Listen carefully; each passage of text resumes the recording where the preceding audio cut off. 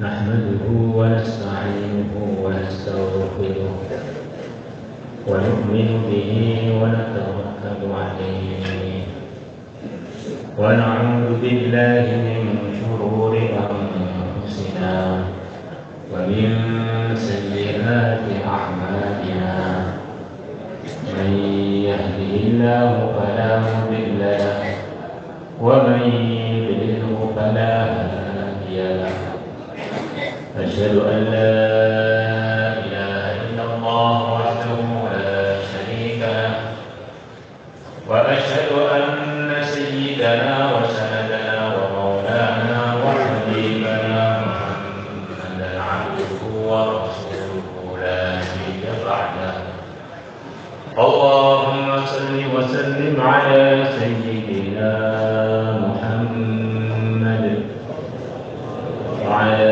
آله وأزواجه وذرياته وصحابه والتابعين والناصرين بدينه إلى يوم الدين أما بعد فقد قال في كتابه الكريم إن الذين آمنوا وعملوا الصالحات يهديهم ربهم بإيمانهم تجري من تحتهم الأنهار في جنات النعيم دعواهم فيها سبحانك اللهم وتحيتهم فيها سلام وآخر دعواهم الحمد لله رب العالمين وقال تعالى ومن يؤمن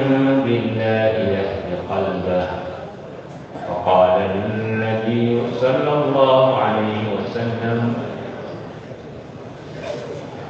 يعني لأن يهدي الله بك رجلا واحدا خير لك من حمر النعم أو كما جاء في الحديث وقال النبي صلى الله عليه وسلم الدال على الخير كفاعله أو كما جاء في الحديث. Teman-teman semua, kita bersyukur kepada Allah, merasa diuntungkan Allah telah pilih kita menjadi bagian orang yang beriman. Iman itu begitu mahal. Andaikan di dunia ini tidak ada orang yang beriman, maka waktu itu juga dunia akan langsung tidak boleh dipakai, langsung terjadi hari kiamat. La taqumu as-sa'ah hatta la yuqala fil ardi Allah Allah. Tidak akan terjadi hari kiamat sehingga tidak dikatakan di dunia ini Allah Allah alias tidak ada orang yang beriman. Ka'bah runtuh berkali-kali, dunia tidak terjadi kiamat. Begitu dunia telah dikehendaki Allah untuk kiamat, Allah datangkan angin wangi yang orang-orang beriman ketika menghirup angin wangi itu semuanya wafat husnul khatimah. Lepas itu dunia sudah tidak ada orang yang beriman, langsung terjadi hari kiamat. Hadirin yang dimuliakan Allah Subhanahu wa taala, suatu hari seorang sahabat Ibnu Umar radhiyallahu anhu dengan santri-santri beliau di hadapan Ka'bah. Maka beliau berdialog dengan Ka'bah seakan-akan Ka'bah lawan bicara beliau. Beliau mengatakan, alangkah mulianya engkau wahai Ka'bah Alangkah agungnya engkau wahai Ka'bah. Tetapi orang yang beriman di sisi Allah lebih mulia melebihi engkau wahai Ka'bah. Hadirin, kita telah dengar cerita yang diabadikan dalam Al-Quran. Cerita seorang pasukan besar, satu kelompok besar pasukan. Kerajaannya Abraha dipimpin oleh dia sendiri berangkat ke Ka'bah untuk menghancurkannya. Maka Allah kirimkan tayron ababil, burung-burung yang membawa kerikil-kerikil dari neraka. Nggak usah batu, kerikil-kerikil saja. Kerikil-kerikil tadi dijatuhkan kepada pasukan dan tunggangan-tunggangannya pasukan Abraha. Maka mereka hancur lebur dengan sebab kerikil-kerikil dari neraka. Ini kualat dengan Ka'bah. Lah orang yang beriman para hadirin, itu lebih bahaya kalau kita kualat dengan dia melebihi kita kualat dengan Ka'bah. Hadirin yang dimuliakan Allah Subhanahu wa taala, andaikan di dunia ini seluruh orang beriman sudah wafat, tinggal satu saja, satu pun imannya paling lemah, kalau bayang ngantuan lagi. Orang iman yang satu ini dengan berkah iman dia akan menghalangi datangnya hari kiamat. Maka kita ini bersyukur jadi orang beriman dan memandang teman-teman kita beriman itu semuanya berjasa pada saya. Nggak ada orang beriman yang nggak berjasa pada saya, itu nggak ada. Baik pun dia sempat mendoakan saya atau ngantuk aja nggak sempat doakan, tetap dia berjasa pada saya. Orang beriman dengan berbagai tingkatan imannya adalah bagian dari walinya Allah. Allah tidak akan titipkan kalimat syahadat kecuali kepada hamba-hambanya yang dikasih. Ini adalah kuncinya surga. Kuncinya surga tidak akan diberikan kecuali kepada bagian dari kekasihnya Allah. Walaupun mungkin derajatnya paling rendah, tapi dia adalah bagian dari anggota grup walinya Allah. Hadirin yang dimuliakan Allah Subhanahu wa taala, ketika Allah telah berkehendak untuk mengirimkan Nabi Adam jadi khalifah di muka bumi ini, kata sebagian ulama, khalifah itu diantara artinya adalah hamba Allah yang ditugasi untuk mencontohi gimana hidup yang benar, yang diridhai oleh Allah, hidup yang takwa, mengamalkan perintahnya, menjauhi larangan. Waktu itu kerajaan belum ada, manusianya baru 2 orang, tetapi Nabi Adam telah digelari oleh Allah dengan gelar khalifah, orang yang mengatur kehidupannya sesuai dengan prosedur yang diridhai Allah. Itulah hakikatnya yang dimaksud dengan khalifah, walaupun dia hanya sendirian. Setiap dari kita ini adalah khalifah. Ngalifai siapa, Pak? Ngalifai mulai ujung kaki sampai ujung rambut kita. Kerajaan kita adalah diri kita masing-masing. Maka nanti di akhirat sana, orang yang beriman yang paling lemah imannya akan diberi surga untuk dia, luasnya minimal 10 kali lipat dunia. Maka sebetulnya kita ini di sini ini bukan kumpulannya manusia biasa. Ini kumpulannya raja-raja besar di surga. Yang paling kecil kerajaannya 10 kali lipat dunia. Maka begitu tingginya harganya iman, Begitu orang beriman sudah selesai dihisab, sudah selesai ditimbang amalnya, maka untuk menuju surga yang dianugerahkan kepada dia, dia harus keluar dari dunia ini melewati sirat, menuju planet lain untuk mendapatkan jatahnya surga masing-masing. Dunia begitu kecil, tidak cukup untuk membalas harganya imannya satu orang. Maka kalau orang beriman kemudian tergoda dengan dunia, sebetulnya ini merendahkan derajatnya.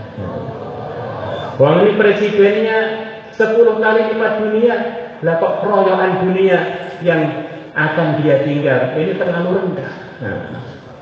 Orang kaya raya keroyokan plastik, kresek, sampah. Ini namanya memalukan derajatnya yang telah dimuliakan dan begitu tinggi, kok malah tergoda dengan dunia. La ilaha illallah. Maka para malaikat mengatakan, ya Allah, apakah Engkau akan menjadikan di bumi ini orang yang akan buat kerusakan di dalamnya dan akan mengalirkan darah? Ataj'alu fiha man yufsidu fiha wa yasfiku ad-dima'. Para malaikat hamba-hamba Allah yang suci, yang Allah telah ciptakan mereka dari cahaya, mereka berfirasat khalifah yang akan dikirim ke dunia ini punya banyak kelemahan. Di antara kelemahannya suka berbuat kerusakan, dan di antara kelemahannya suka berbuat pertengkaran sampai mengalirkan darah. Hadirin, kita ini sekarang sudah gede, bahkan sebagian sudah tua. Tapi sebetulnya kita ini dulu anak-anak kecil.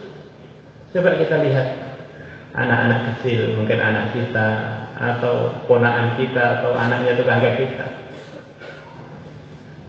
Gimana anak kecil itu? Kadang-kadang kita lihat barang yang baik dirusaki, tembok yang bersih dicoret-coret, temannya nggak salah diludahi, diinjak. Itu sekarang anak-anak kecil itu dibesar-besar dan sekarang hadir di majelis ini, Pak. Yang kecil ataupun yang besar. Orang itu kalau beriman, para hadirin, Allah akan letakkan di dirinya cahaya. Dengan sebab cahaya itu kalau dia berfirasat menjadi sering benar. Lah malaikat ini imannya sempurna. Allah ciptakan diri cahaya, terang benderang. Maka mereka berfirasat, ini manusia ini punya potensi berbuat kerusakan dan berbuat pertengkaran. Dalam ayat yang lain Allah Subhanahu wa taala berfirman bahwa manusia yang siap untuk menerima tanggung jawab sebagai khalifah ini punya kelemahan.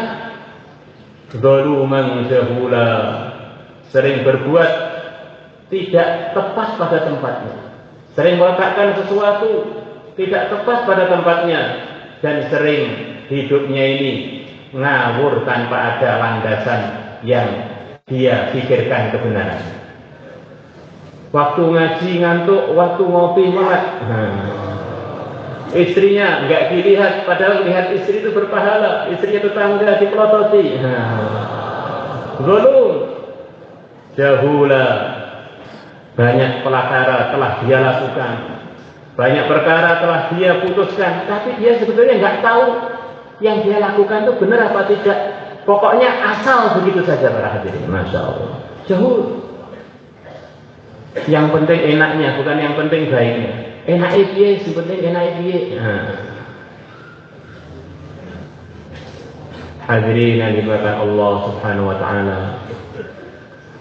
Manusia punya kelemahan lagi. Innan nafsa la'ammaratun bisu'. Manusia ini dalam dirinya ada keinginan yang mendorong dia pada macam-macam perbuatan yang tidak baik.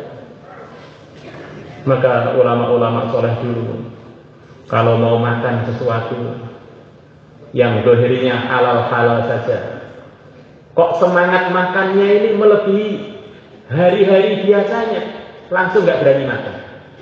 Ini kok nafsu saya semangat sekali. Ini jangan-jangan nggak benar karena Allah telah berfirman, innan nafsa la'ammaratun bisu. Maka diurus-urus biasanya memang nggak benar, ternyata makanan ini kurang bersih, makanan ini kurang halal. Maka kalau kita makan kurang selera dan makanannya halal, justru itu biasanya baik orangnya. La ilaha illallah. Manusia punya kelemahan lagi, di samping suka menempatkan sesuatu tidak pada tempatnya, kafar, suka tidak mensyukuri perkara yang menguntungkan dia. Yang menguntungkan dianggap tidak menguntungkan, yang tidak menguntungkan malah dicari-cari. Dunia yang sementara waktunya dihabiskan untuk itu. Begitu sudah capek pergi ke masjid, tinggal ngantuknya saja. Begitu takbir, tiba-tiba sudah sampai salam, nggak tahu berapa rakaat apa bacaannya. Apa? Ini potensi-potensi yang menyebabkan manusia bisa nyeleweng di dalam kehidupan. Hadirin yang dilakukan Allah Subhanahu wa taala, maka manusia yang penuh kelemahan ini akan diberi tugas begitu besar untuk mengamalkan agama di bumi yang sementara ini. Kata para ulama, usia dunia dengan usia manusia itu berbeda.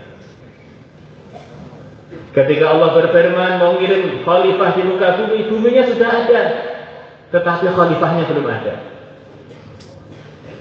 Maka bisa saja secara penelitian dunia ini umurnya ribu tahun, jutaan tahun mungkin saja. Tetapi kalau manusianya, banyak ulama membedakan antara umurnya manusia dengan umurnya dunia. Nasabnya Nabi kita sampai Nabi Adam tidak terlalu jauh. Dalam beberapa isyarat hadis riwayat Abu Dawud, kurang lebih umurnya manusia mulai Nabi Adam sampai nanti terjadinya kehancuran dunia kurang lebih hanya 7.000 tahunan saja.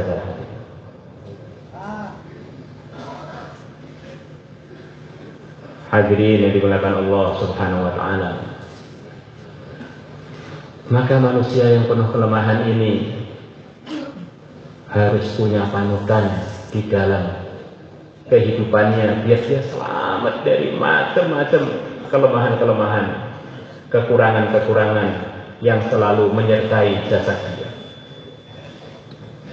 Maka Allah turunkan pertama kali manusia di dunia ini, Allah kirimkan seorang nabi yang dalam bahasa kita nabi itu adalah orang yang dibimbing langsung oleh wahyunya Allah untuk jadi contoh bagaimana hidup yang benar atas bimbingan Allah.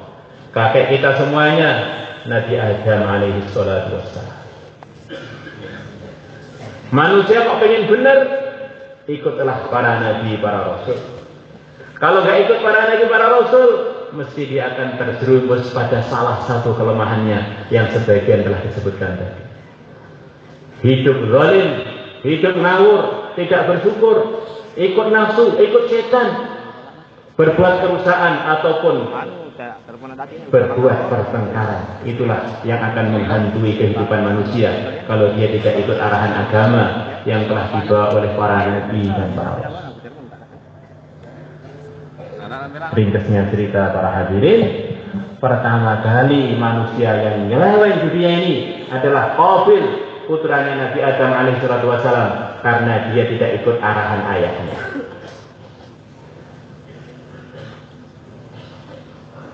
Hadirin yang Allah Subhanahu wa taala, supaya kita ini bisa ikut arahan para nabi, para rasul, langkah pertama adalah kita dengan meluruskan hati kita, meluruskan keyakinan kita. Hati itu adalah rajanya seluruh tubuh. Kalau hati itu benar, maka dia akan menggerakkan anggotanya menuju kebenaran dan istiqomah dalam kebenaran. Allah berfirman, "Wa may yu'min billah yahdi qalbah Siapa yang beriman dengan Allah, maka Allah akan datangkan hidayah pada hatinya. Allah bercerita ada hamba-hambanya yang iman, ada hamba-hambanya yang amal soleh, ada hamba-hambanya yang masuk surga. Allah berfirman itu semua sebabnya karena keyakinan yang ada pada diri mereka. Yahdihim rabbuhum biimanihim.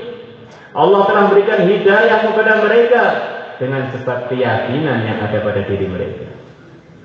Tajri min tahtihimul anharu fi jannatin na'im. Akhirnya mereka wafat husnul khatimah, masuk surga yang mengalir sungai-sungai dari bawahnya, yang dipenuhi dengan kebun-kebun dan macam-macam kenikmatan.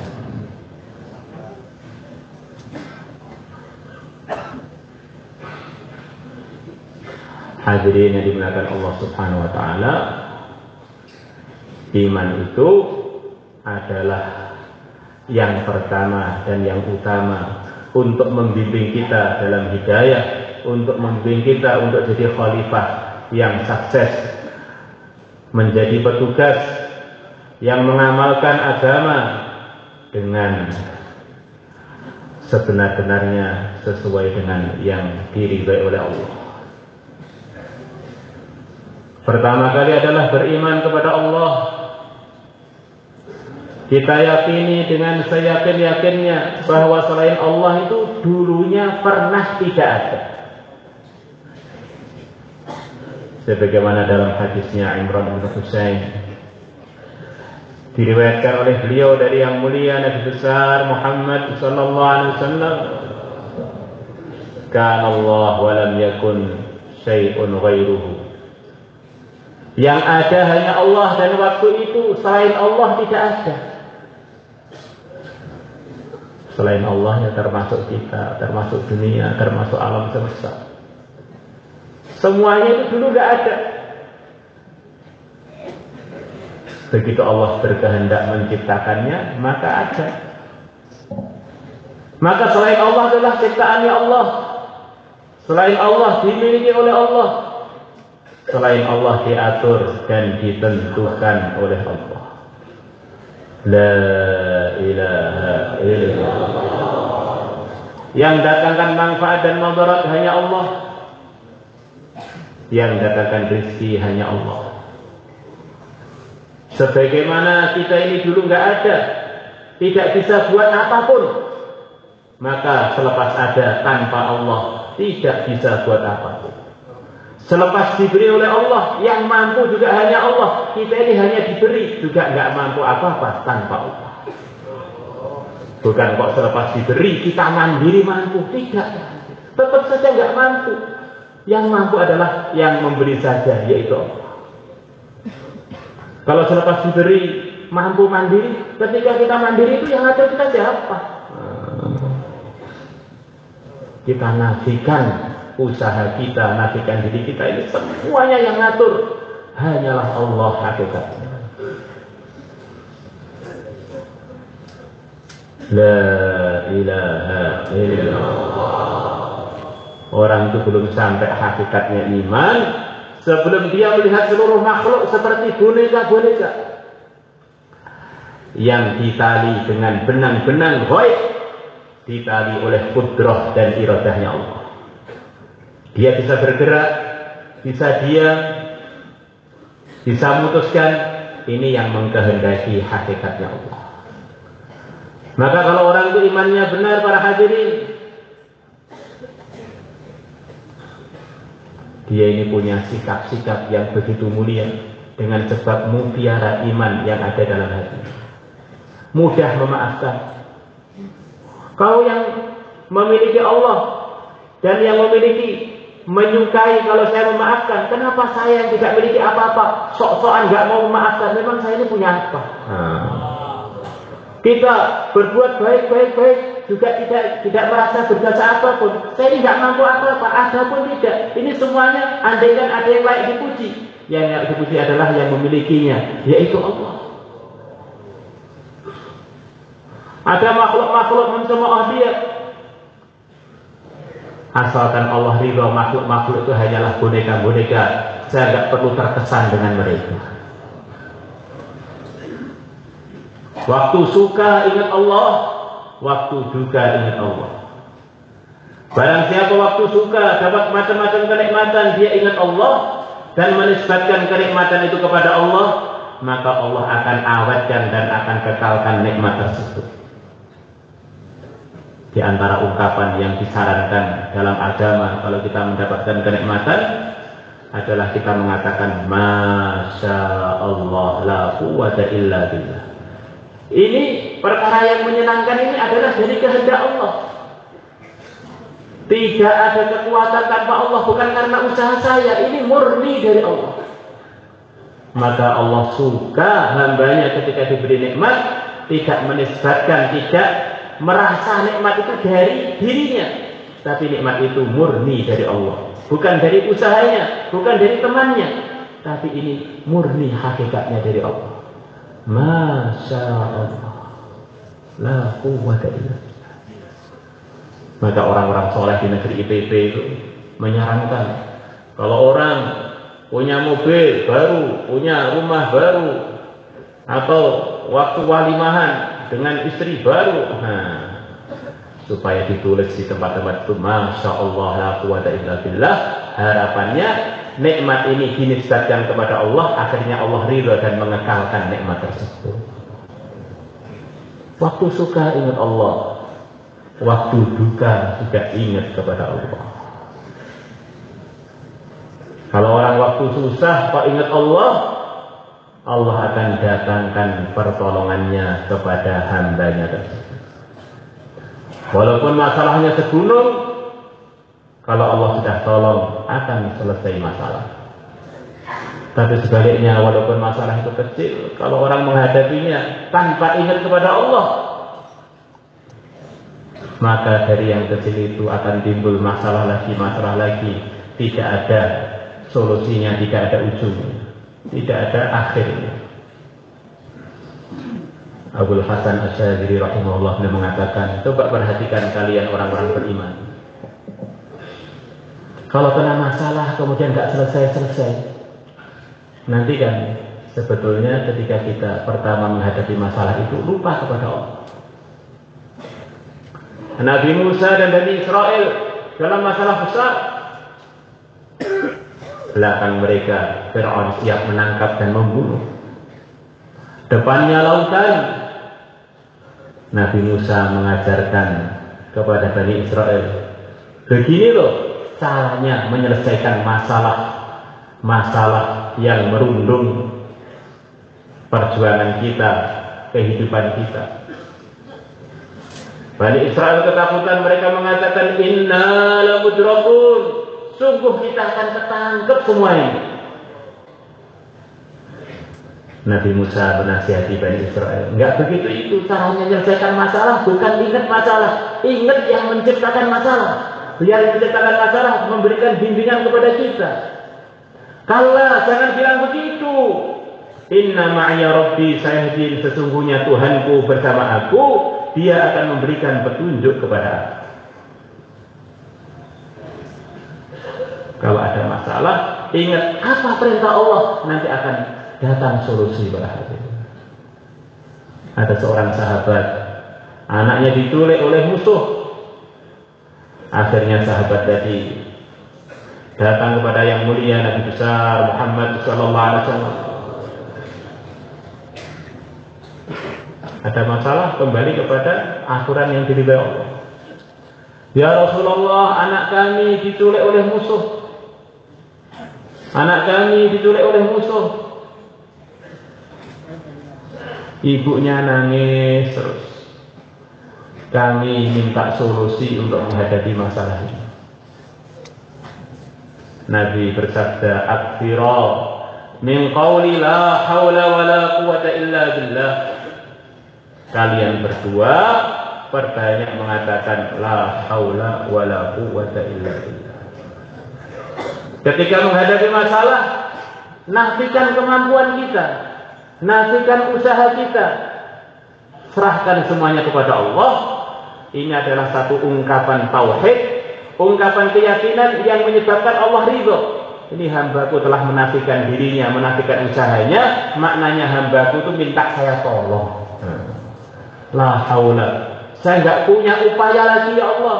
La quwata, saya nggak punya kekuatan lagi ya Allah, kecuali kalau engkau tolong. La haula wala quwata illa billah. Tidak ada upaya, tidak ada kekuatan tanpa ditolong oleh Allah. Waktu dapat nikmat juga ini dari Allah. Waktu dapat kesusahan juga hanya minta pertolongan kepada Allah. Maka akhirnya keduanya ngulang-ulang kalimat tauhid dari para hadirin. Kalimat yang meluruskan keyakinan, kalimat iman. La haula wala quwata illa billah. La haula wala quwata illa billah. Tengah-tengah wiridan, tiba-tiba di depan rumah ada suara domba begitu banyak.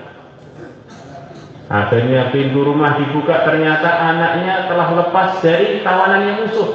Pulang membawa kambing 4.000 para hadirin. Ini guyonannya sebagian ulama, wirid jadi duit. Kadang-kadang orang ini bilang pada temannya atau bilang pada kita, wiritan kok mangan opo?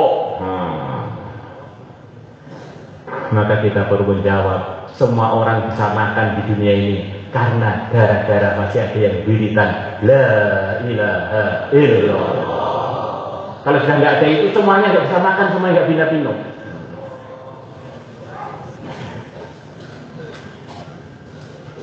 Maka sahabat itu begitu warok, harta datang tidak langsung disantap para hadirin. Tanya pada Nabi, ya Rasulullah, alhamdulillah anak saya lepas dari tawanan musuh, pulang membawa kambing 4.000 kambing, masya Allah. Bagaimana hukumnya? Maka Nabi mengatakan, itu rezeki yang Allah kirim kepada kamu karena ketakwaan kamu. Maka turunlah ayat, wa may yattaqillah yaj'al lahu makhraja wa yarzuqhu min haitsu la yahtasib. Siapa yang bertakwa kepada Allah, Allah akan beri jalan keluar untuk dia dan akan beri rezeki kepada dia dari tempat yang dia tidak menyangka. Maka sebagian ulama mengatakan ayat ini adalah ayat 1000 dinar.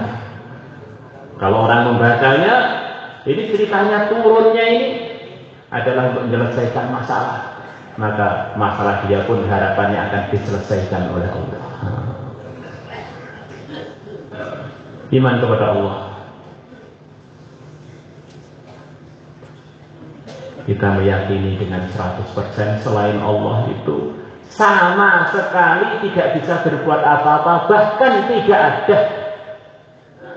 Kalau orang punya keyakinan bahwa 99,9% semuanya dari Allah, kecuali yang tersisa sedikit itu dari makhluk yang namanya saya atau siapa, keyakinan belum begini ini belum diterima, Pak. Akhirnya di alam semesta ini ada sesuatu yang tidak dikontrol oleh Allah. Akhirnya di alam semesta ini ada sesuatu kekuatan yang tidak diciptakan dan diatur oleh Allah. Ini keyakinan ini belum sesuai dengan yang diridhai oleh Allah. Maka kita tuntaskan, selain Allah itu nggak ada, diadakan. Sebagaimana sebelum ada nggak bisa buat apa-apa, tanpa Allah ada aja enggak. Selepas diadakan tanpa Allah pun tidak bisa berbuat apa. La ilaha illallah. Kadang-kadang ada orang protes, ngaji kok mengarahkan apa-apa Allah. Mbak ya diberi arahan yang lebih logika begitu, Pak. Hadirin, semua arahan yang tidak mengarah apa-apa hanya bisa diselesaikan oleh Allah, itu sebetulnya arahan-arahan yang menipu para hadirin. Karena selain Allah itu tidak bisa buat apa-apa. Kalau kita mengarahkan seseorang kepada sesuatu yang tidak bisa buat apa-apa, bukankah itu kekejaman kepada dia para hadirin? Bukankah itu pengkhianatan kepada dia? Maka para nabi, para rasul semua arahannya sama, yaitu meluruskan iman dalam menghadapi segala masalah. Ada seorang ulama berdoa. Setiap berdoa datang suara malaikat dari langit, doa kamu nggak dikabulkan oleh Allah. dia doa lagi. Sampai 40 tahun Pak. Maka murid-murid beliau atau kenalan-kenalan beliau pada bilang, wahai Syekh, setiap kamu doa sudah langsung ada jawaban dari malaikat, doa kamu nggak makbul kok terus doa terus. Maka beliau menjawab, nah selain Allah loh nggak bisa buat apa-apa, terus saya mau doa pada siapa? Kalau Allah belum terima ya saya doa lagi sampai kapanpun yang saya minta hanya Allah, walaupun Allah nggak memberi. Selain Allah memang nggak ada kok, nggak ada solusi lain, hanya Allah. Maka tengah-tengah beliau bilang begitu itu, tiba-tiba malaikat di langit menjawab, sekarang doa kamu diterima oleh Allah.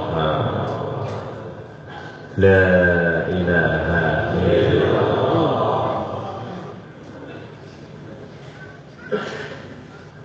Tuntutan iman kepada Allah para hadirin, kita melihat segala makhluknya Allah dengan mengingati apa perintah Allah kepada makhluk-makhluk yang saya lihat itu, yang saya sedang berhadapan dengan dia, yang saya sedang melihat dia, yang saya sedang memikirkan dia.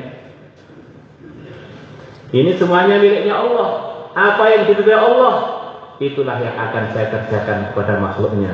Apa yang menyebabkan Allah murka, maka itulah yang akan saya jauhi. Itulah diantara tuntutan iman kepada Allah. Maka kalau orang itu iman kepada Allah, para hadirin, akan menjadi orang yang paling mulia akhlaknya, orang yang paling baik pergaulannya, orang yang paling baik dan paling hati-hati keputusannya.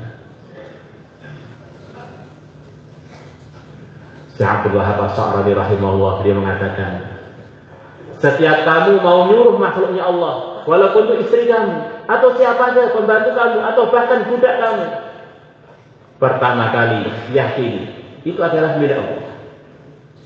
Maka kalau kamu mau buat apa pada dia, minta izin dulu kepada Allah.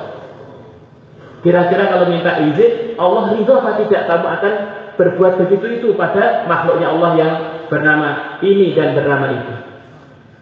Umpamanya kita ini pulang melihat istri kita pada hari ini, maka pertama kali kita yakini itu adalah miliknya Allah. Saya akan menyuruh istri saya buatkan kopi, ini miliknya Allah. Saya minta izin dulu kepada Allah. Ya Allah, istriku adalah milik kamu, hambamu, makhlukmu. Saya minta izin untuk menyuruh dia buat kopi. Selepas minta izin kepada Allah, maka kita baru bilang pada istri kita, istriku buatkan kopi untuk aku. Maka kalau kita ini pada setiap makhluk sikapnya begitu itu, kita akan benar tak kita para hadirin. Yahdihim rabbuhum biimanihim. Allah akan memberikan hidayah, Allah memberikan hidayah kepada mereka dengan sebab keyakinan yang ada pada diri mereka. Akhirnya umpamanya kita dimarahi oleh makhluknya Allah, oleh tetangga kita, oleh kenalan kita. Masya Allah, ini makhluknya Allah. Yang gerakkan dia adalah Allah. Dia bisa mencemooh saya karena digerakkan oleh Allah. Saya minta izin kepada Allah, ya Allah saya ganti mencemooh. Kira-kira bagaimana? Kalau Allah nggak ridho, kita nggak berani mencemooh dia pada hari ini.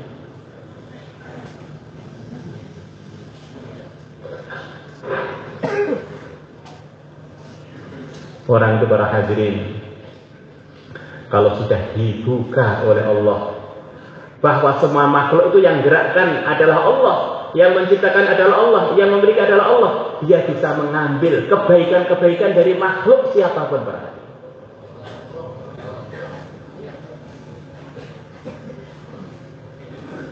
Kalau makhluknya Fir'aun bagaimana Pak? Ya, dia bisa mengambil hikmah dari Fir'aun. Fir'aun yang begitu kejam para hadirin, dia ini digerakkan oleh Allah untuk berpikir, meningkatkan pertaniannya grup dia, orang-orang Kipti.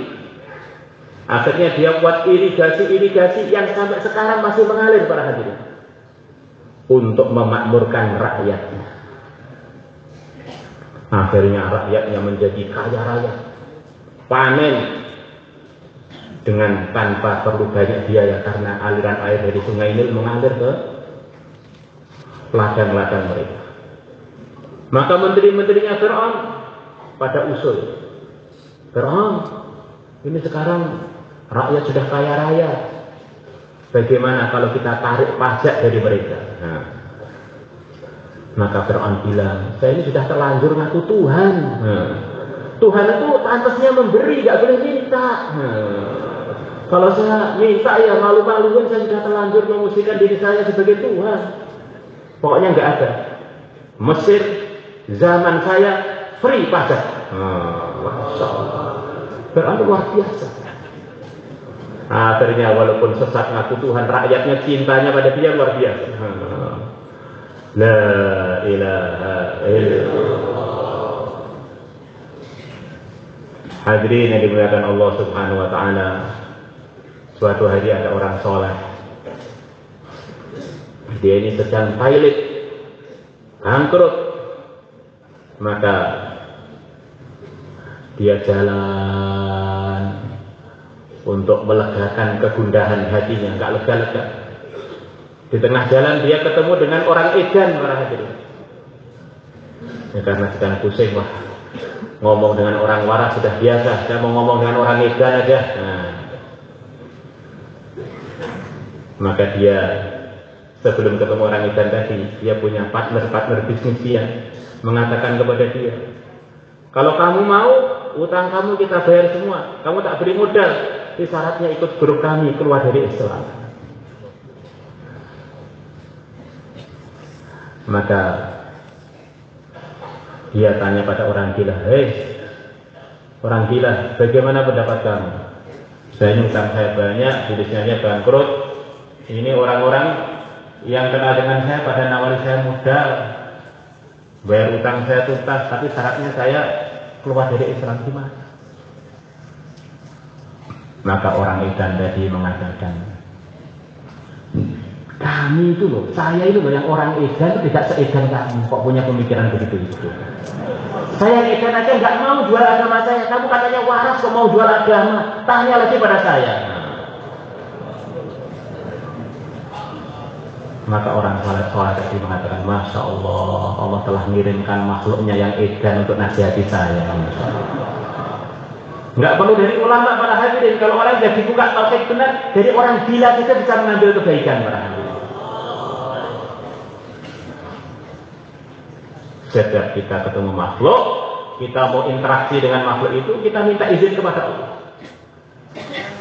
Ya Allah, minta izin, istri saya mau tak ajak ngeluyur ke tempat yang nggak baik, mesti kita nggak akan berani minta izin. Akhirnya kita jadi lurus, jadi lurus. Saya mau bisnis begini, ya Allah minta izin. Akhirnya kita nggak berani karena itu tidak diridhai oleh Allah. Akhirnya hidupnya ada kontrolnya dengan sebab iman yang membimbing. Hadirin yang dimuliakan Allah Subhanahu wa taala. Kemudian yang kedua adalah iman kepada utusan-utusannya Allah. Iman kepada yang mulia Nabi besar Muhammad sallallahu alaihi wasallam.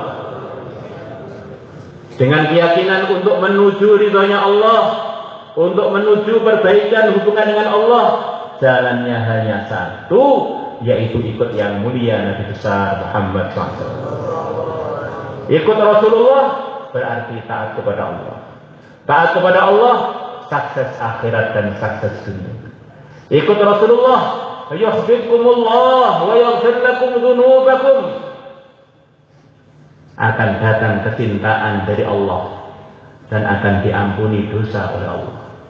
Kalau orang sudah dicintai Allah, diampuni dosanya oleh Allah, sudah jalan tol menuju surganya Allah. Maka kita evaluasi kehidupan kita 24 jam, bagaimana semuanya ikut arahan, ikut Islam yang telah dibawa oleh yang mulia Nabi besar Muhammad sallallahu alaihi wasallam.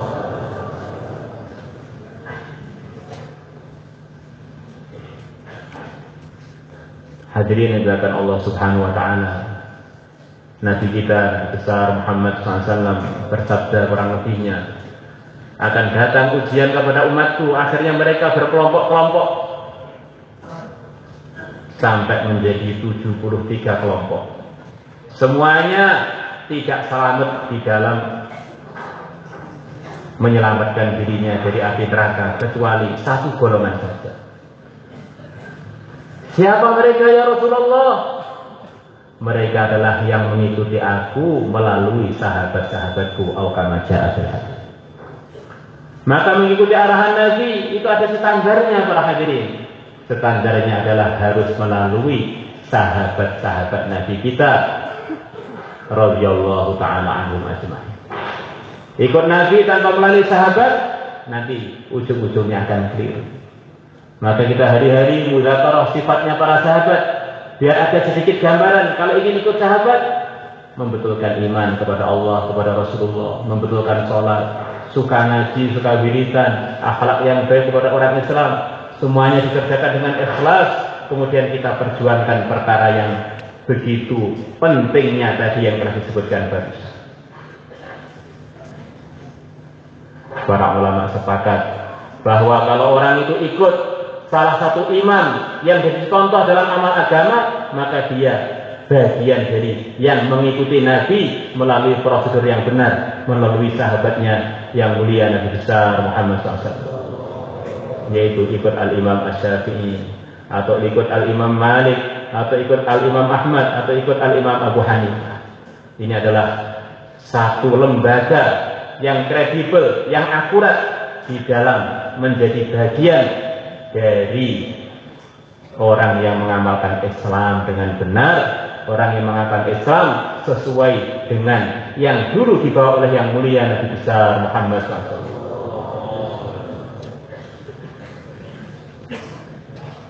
Hadirin, kalau orang itu sudah mengamalkan arahan agama, maka dia ini sudah sampai maksud para hadirin, yaitu ridhonya Allah. Maka kalau kita sudah dalam amal agama, andaikan Israel datang, maka nggak usah berhenti, teruskan aja. Kita ini sudah dalam ridhonya Allah. Andaikan kita makan sudah sesuai dengan arahan agama, makan yang halal dengan tangan kanan umpamanya di antara arahannya, dengan badan bismillah. Israel datang, teruskan makan, selesai makan sudah jadi penduduk surga. Maka kita mulai pagi sampai tidur lagi kita evaluasi. Jangan sampai ada celah yang tidak ikut arahan Nabi, akhirnya nanti jadi masalah. Hidup kita hanya sekali, nggak boleh jadi percobaan para hadirin. Jangan sampai waktu celah itu masuk, kita mati di situ, itu akhirnya mati kita tidak husnul khatimah. Pagi di dalam sunnah, siang di dalam sunnah, malam dalam sunnah, waktu itu dalam sunnah, kapan aja wafat masuk surga husnul khatimah. Insyaallah kita semuanya yang berhadir. Satu-satunya jalan untuk meraih ridhonya Allah hanyalah dengan mengikut yang mulia Nabi besar Muhammad SAW. Hadirin yang dimuliakan Allah Subhanahu wa taala, kita beriman kepada Al-Qur'an. Yang mulia Nabi besar Muhammad SAW bersabda, aku telah tinggalkan kepada kalian umatku dua nasihat. Satunya nasihat yang diam, satunya nasihat yang berbicara.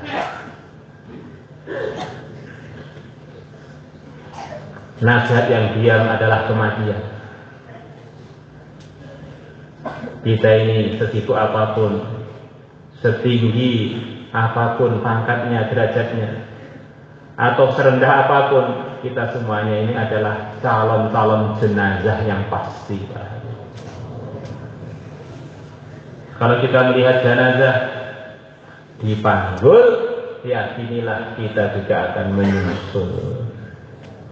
Wa idza ra'aita janazatan mahmulatan fa'lam annaka min ba'daha mahmulu.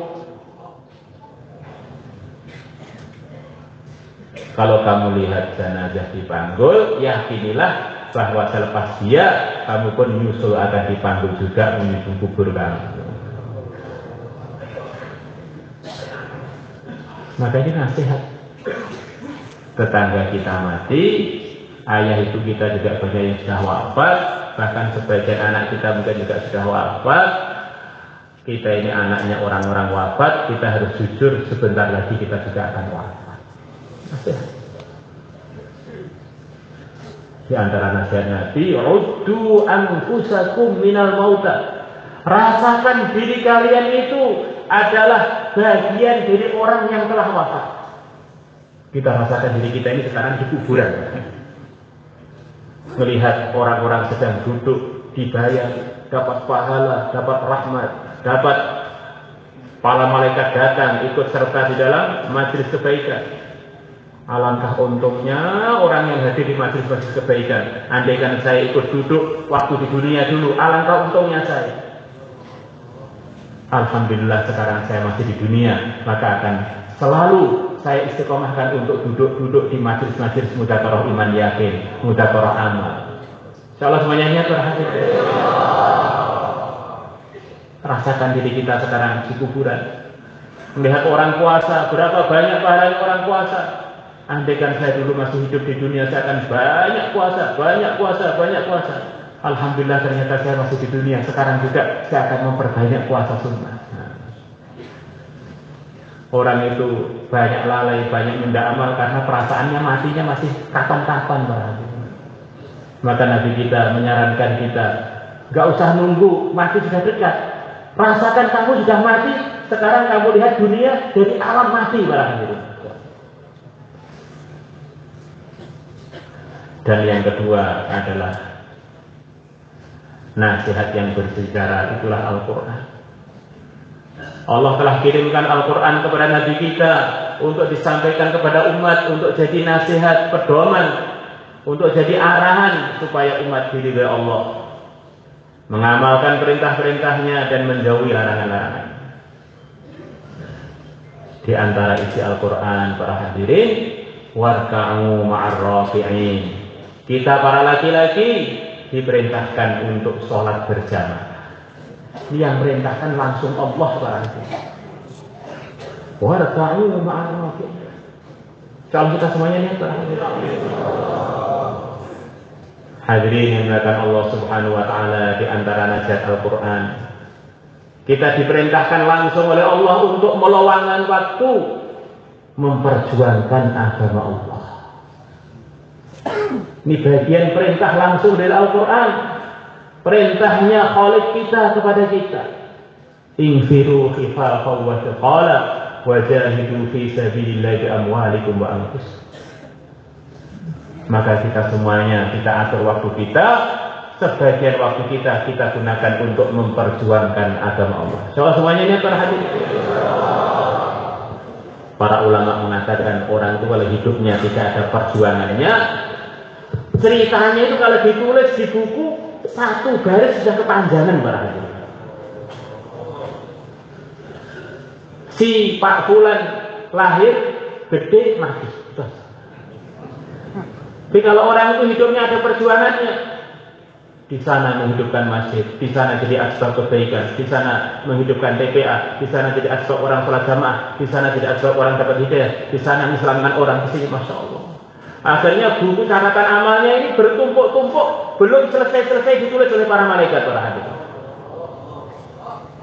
Semua kebaikan yang kita lihat di dunia ini, termasuk yang andil terbesar adalah para pejuang-pejuang agama. Masya Allah, bagaimana kita bisa bayangkan pahalanya para dai sebelum kita, Wali Songo dan teman-temannya, seluruh Nusantara dapat hidayah. Asbab terbesarnya beliau-beliaunya. Beliau sudah dikubur, dapat kiriman dari seluruh Nusantara.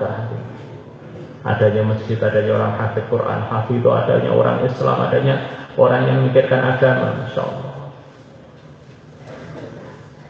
Suatu hari yang mulia Nabi besar Muhammad sallallahu alaihi wasallam, beliau nasihati sahabat-sahabat yang baru supaya hormat kepada sahabat-sahabat yang lebih senior. Beliau mengatakan kurang lebihnya, kalian sahabat-sahabat baru ini jangan mencaci sahabat lama. Andaikan kalian yang baru-baru ini infak sebesar gunung Uhud berupa emas. Infaknya bukan infak biasa-biasa, sebesar gunung Uhud semuanya emas.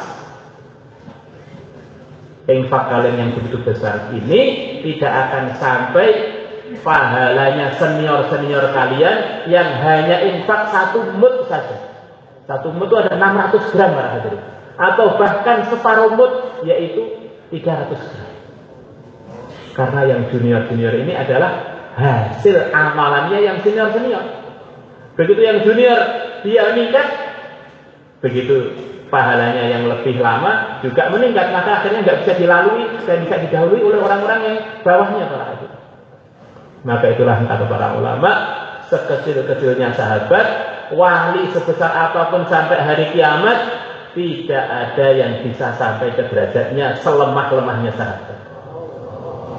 Karena semua kebaikan selepas sahabat itu para hadirin, asbabnya adalah para sahabat. Dan sahabat ini keyakinan kita pada beliau-beliaunya berbeda dengan keyakinan kita kepada selepas beliau-beliaunya. Kalau sahabat ini kita wajib yakin beliau-beliau memang resmi sudah jadi wali Allah,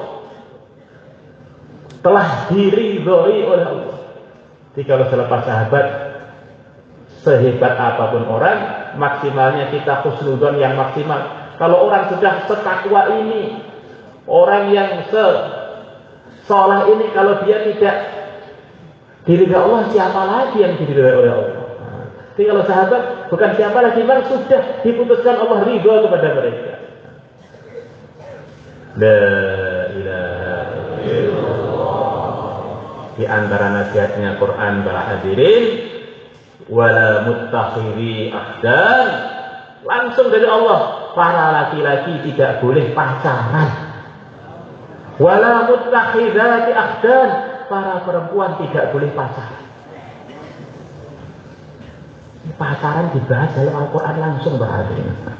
Di maknanya termasuk ujiannya manusia itu ibu suka pacaran, nggak suka nikah berarti. Maka di antara tuntutannya Al-Quran adalah kita jadikan Al-Quran jadi jalan hidup kita, pedoman hidup kita para hadirin. Kata para ulama, semua orang Islam perlu menunaikan 3 haknya Al-Quran. Hak lafadznya dibaca dengan baik, dan juga usaha mewujudkan lembaga-lembaga, gerakan-gerakan untuk menjaga lafadznya Quran, madrasah tahfidz, madrasah tahsinul Quran. Ini adalah kewajiban umat kepada Al-Quran. Kemudian yang kedua adalah menunaikan haknya memahami artinya Al-Quran. Maka perlu ada sebagian umat Islam yang usaha untuk mendalami makna-makna Quran supaya dia jadi tuntunan bagaimana mengamal Quran yang benar di dalam kehidupan. Targetnya setiap rumah ada hafidz Qurannya dan ada alimnya. Biar ada contoh baca Quran yang benar dan ada contoh mengamalkan Quran yang benar. Kemudian yang ketiga, bagaimana Al-Quran itu menjadi kehidupan kita, meyakini dan mendakwahkannya dan mempraktekannya dalam kehidupan. Sayyidah Aisyah radhiyallahu taala anha ditanya, gimana sih hidupnya Nabi itu bagaimana? Maka beliau mengatakan, Nabi itu adalah Quran yang berjalan. Karena Nabi-nya beliau. Dan khuluqul Quran, dulu perilakunya Nabi ya Quran itu. Mungkin terjemah mudahnya, beliau itu adalah Quran yang berjalan. Masya Allah. Hadirin yang dimuliakan Allah Subhanahu Wa Taala, iman kepada para malaikat. Kita yakini Allah itu menciptakan hamba-hambanya yang terbuat dari cahaya, yang tidak pernah berbuat maksiat. Mereka lah malaikat, yang di antara mereka ada yang bertugas untuk mencatat amalan-amalan kita. Maka kita rasakan kita ini di mana saja diawasi oleh malaikat. Tidak bisa lepas dari pengawasannya malaikat. Dan semua yang diawasi dicatat dan dilaporkan kepada Allah. Kita ini kalau ada kamera ngawasi kita jadi hati-hati, bisa sopan. Begitu kameranya nggak ada, kita jadi jelalatan. Masya Allah. Nah ini sebetulnya kita ini dikamera terus oleh langit para Allah. Maka tuntutan iman dengan para malaikat, ada orang nggak ada orang tetap jadi orang benar para hadirin. Ada orang nggak ada orang tetap lurus karena kita ini terus dalam pengawasan dan pengawalan para hadirin. Masya Allah. Kiraman katibin ya'lamuna ma taf'alun. Ada malaikat-malaikat yang mulia yang ditugasi oleh Allah untuk mencatat amalan-amalannya manusia.